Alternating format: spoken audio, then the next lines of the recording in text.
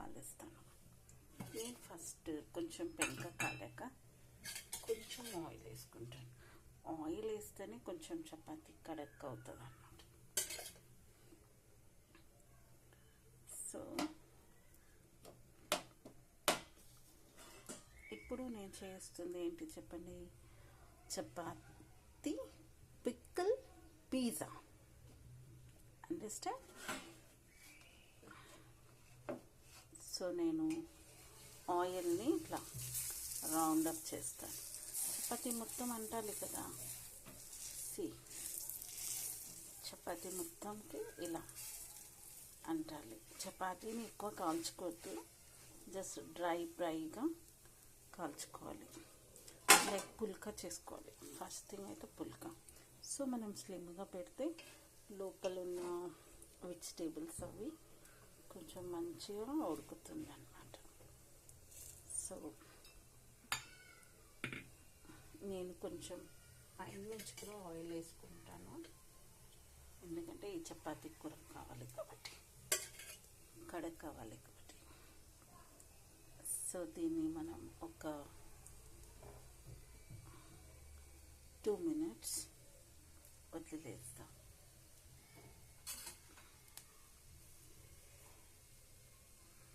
ఇప్పుడు దీన్ని మెల్లంగా ఇలా చేస్తాం.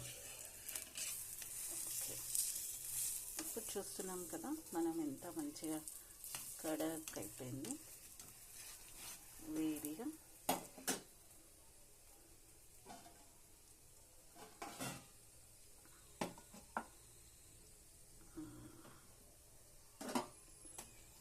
సో దీన్ని లైట్గా మనం ఇలా ప్రెస్ చేస్తే కొంచెం ఆ హీట్నెస్కి ఆ టమాటో, ఆనియన్, క్యారెట్ కొంచెం మంచిగా అవుతుంది. సో ఇటువైపు కూడా మనం కాల్చేసినాం. చూస్తున్నారు కదా, ఎక్కువ టైం పట్టదు. This you can make for your breakfast.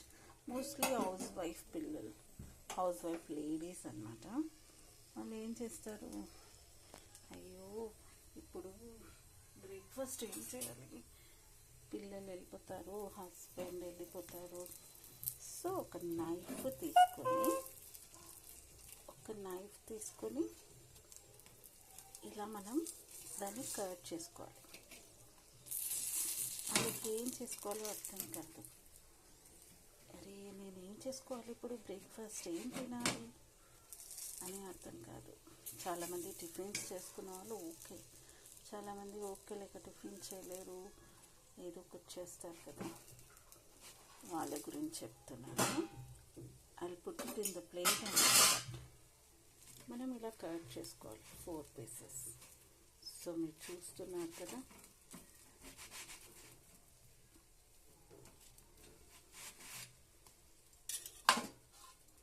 I hope మనం ప్లేట్లో వేసుకుంటే ఇంకా మంచిగా కట్ చేయొచ్చు నా ఒపీనియన్.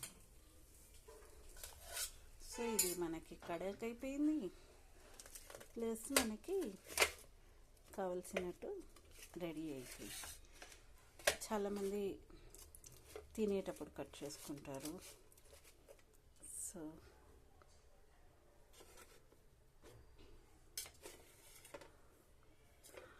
నేను ఇలా కట్ చేస్తాను.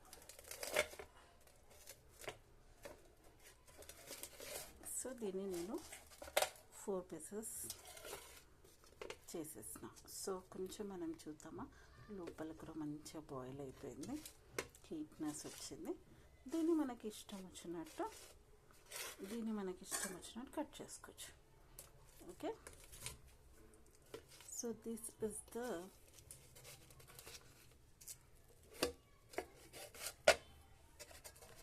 పిజ్జా అన్నమాట. ఇట్లా 4 pieces చేసుకొని తినొచ్చు. So I made A pickle pizza, chapati with pickle pizza.